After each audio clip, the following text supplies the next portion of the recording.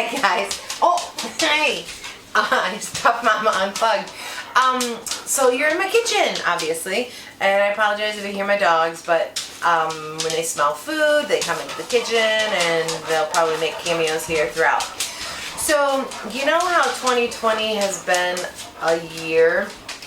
Well, I had shot, my cameraman and I had shot the whole video of me making these cookies, but the mic on his camera failed him and me.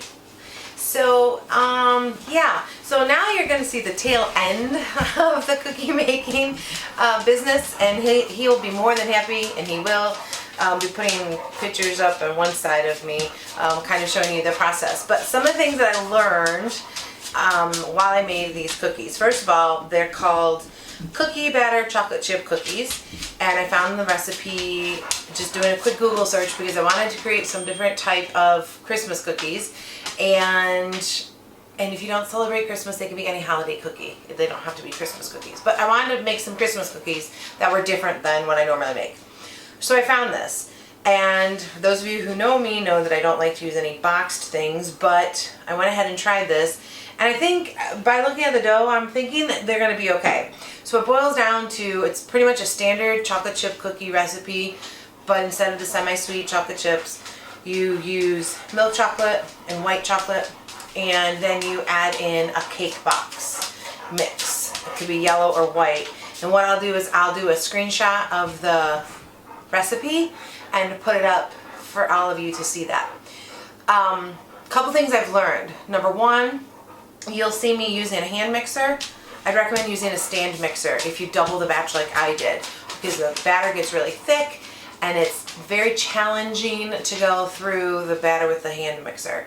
Number two, you're going to see me sifting things. Definitely, even though you buy sifted flour, still sift your dry ingredients. It calls for it in the recipe. I highly recommend doing that. It gets out any little lumps. Number three, you will also probably see me just drop a few, like a tablespoon or two of water into the batter. I do that too because I've always done that with my chocolate chip cookies and they're pretty famous, so I stick with that. The other thing, you will see something that kind of looks like a snafu, but I think it's going to work out okay.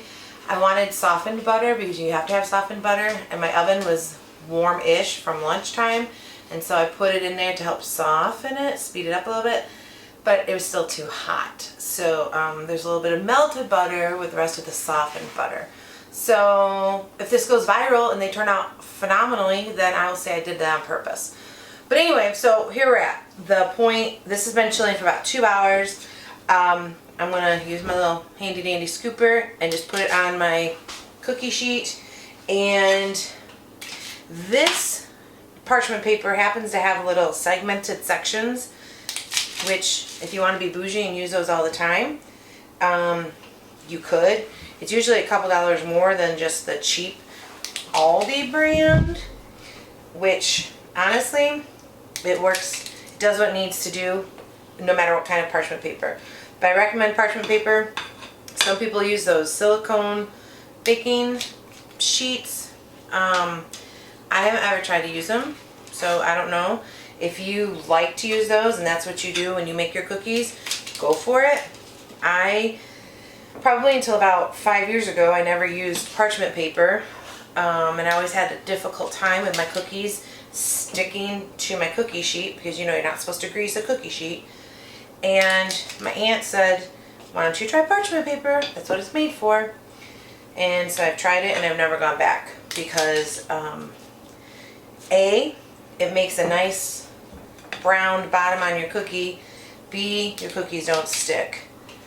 And C, I don't know, I think it gives life to your pan. So you do a dozen per pan, obviously, and as you can see, I don't really use the squares too much. They're supposed to bake in the oven somewhere between 10 to 12 minutes at 350.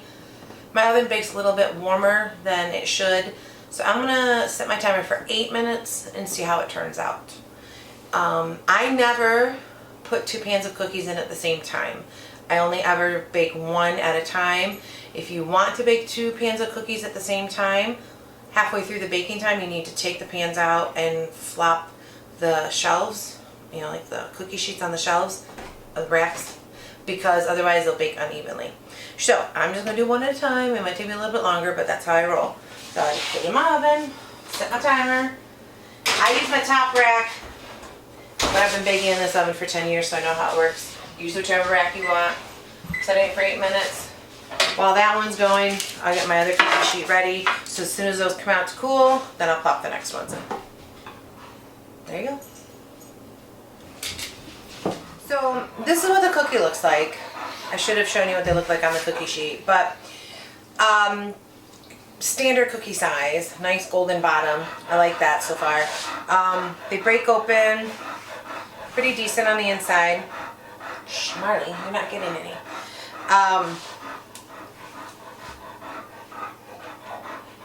Chewy. They're still warm. They just got out of the oven a couple minutes ago. Which, my oven, even though it bakes a little hot, took about 11 minutes for the cookies to be golden brown. And you know the trick, I hope you know the trick, that when you take them out, you leave them set on the counter for about a minute or two to finish baking on the cookie sheet. Anyway, a couple takeaways from this. One, it's really sweet. I think because you're using a cake mix, sprinkles, 2 types of chips, and brown and white sugar. If I make these again, which I think I will try, a couple things I'm going to change. One, I'm not going to use a white mix. I'm going to use a chocolate mix, like a devil's food. 2, I'm going to pull back on the sugar. However much it says, I think I'm going to use about 3/4 of that. 3, I'm not a huge fan of the white chocolate chips, but they do make a nice, pretty, you know, presentation, so I'll keep those.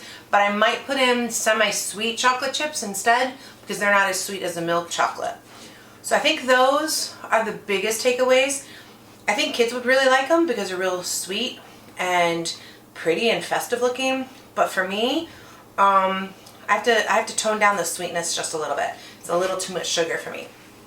Anyway, I just wanted to give you my first take on these. My cameraman, he kind of feels the same way. He thinks that they're a little sweet, but we could probably tweak that a little bit. And I want to say thank you for sticking around, even though we had some little issues with technology, because, hey, as we all know, 2020 has been that year. So, before I let you go, 2 things to keep in mind. Number 1, you can bake something pretty decent from a box and adding some ingredients to it and making it your own. And number 2, go check me out on TikTok, because I'm over there too.